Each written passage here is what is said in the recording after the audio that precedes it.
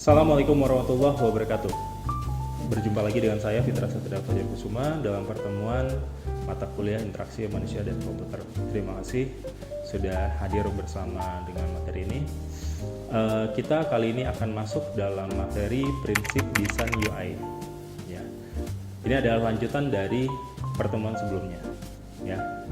Dalam prinsip desain UI ini sendiri, ya, kita ada beberapa poin-poin di mana pertama desain antarmuka itu sendiri, ya. Jadi desain antarmuka pertama harus merefleksikan model mental user, ya.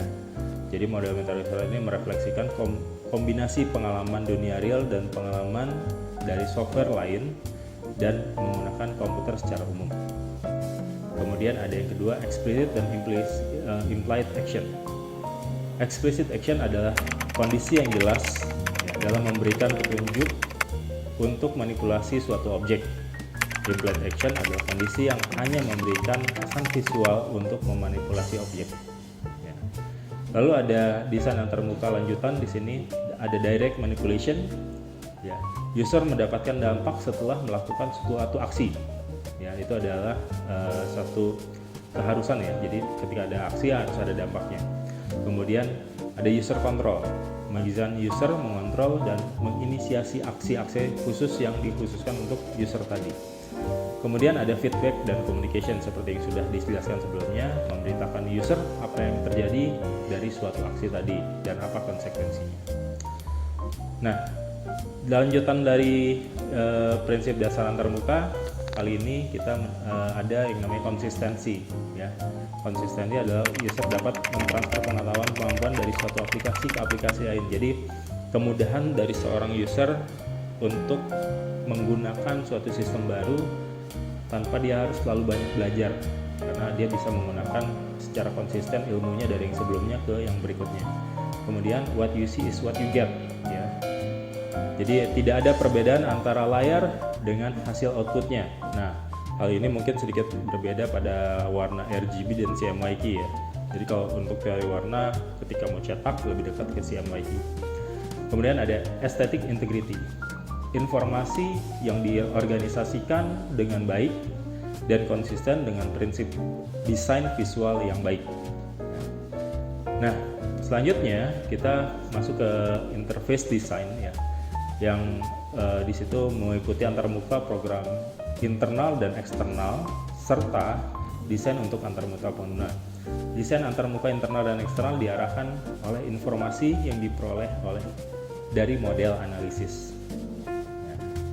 Nah, secara prinsip software yang baik desainnya itu bisa diukur dari beberapa hal. Pertama, ada high performance. Software yang dibuat memiliki performance yang cukup tinggi walaupun digunakan oleh beberapa user, itu satu. Jadi dalam kondisi simultan, berbagai user yang menjalankan suatu aplikasi bisa menjalankan dengan baik dan tidak ada gangguan. Kedua, mudah untuk digunakan. Software yang dibuat memiliki sifat easy to use, ya, sehingga tidak membutuhkan proses yang lama untuk mempelajarinya. Ya, kemudian penampilan yang baik. Software mempunyai antarmuka interface yang baik sehingga user tidak merasa jenuh akan desain-desain yang disajikan. Lalu ada reliability, keandalan, sejauh mana software dapat diharapkan untuk melakukan fungsinya sesuai dengan ketelitian yang diperlukan. Nah, berikut adalah desain software yang baik, ya. Seperti apa lagi? Dilanjutkan dengan mampu beradaptasi, ya, di mana sejauh mana software dapat beradaptasi terkait dengan perubahan dan kebutuhan teknologi yang ada dan kebutuhan user yang ada. Kemudian interoperability, software harus mampu berinteraksi dengan aplikasi lain, ya, saling berbagi data untuk biasanya untuk fasilitas ekspor import minimal, ya, atau sekarang dengan jembatan API service. Kemudian terkait dengan mobility, software dapat berjalan pada berbagai macam sistem operasi atau misalnya dapat lintas dari operasi tertentu, sistem operasi tertentu. Ya. Nah, mengambil keputusan dalam desain. Beberapa hal untuk dalam desain kita perlu pertimbangan dalam mengambil keputusan adalah pertama, aplikasi pasti akan semakin besar. Semakin besar maka akan semakin lambat proses untuk meretrieve data itu kembali. Kemudian user interface pada aplikasi pasti akan semakin kompleks dengan bertambahnya fitur-fitur dan pengembangan aplikasi. Lalu selanjutnya, waktu yang diperlukan untuk mengembangkan fitur baru pasti akan semakin lama, ya. Lalu dokumentasi aplikasi pada dokumentasi sistem juga akan semakin melebar. Ya.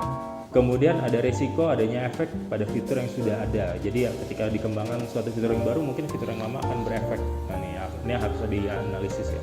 Kemudian adanya peningkatan waktu yang diperlukan untuk memvalidasi aplikasi ya dalam mendesain layout. Ya. Nah,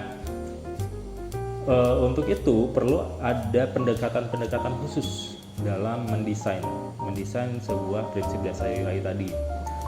Prinsip pertama dalam desain adalah user-centered approach, ya. Pendekatan perancangan berbasis pengguna, ya, merupakan istilah yang dipakai untuk menggambarkan filosofi dari perancangan.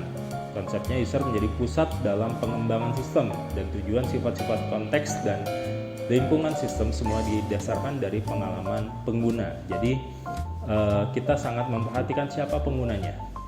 Ya, ini menjadi suatu hal yang baik, namun prosesnya cukup panjang. Kedua adalah user design approach.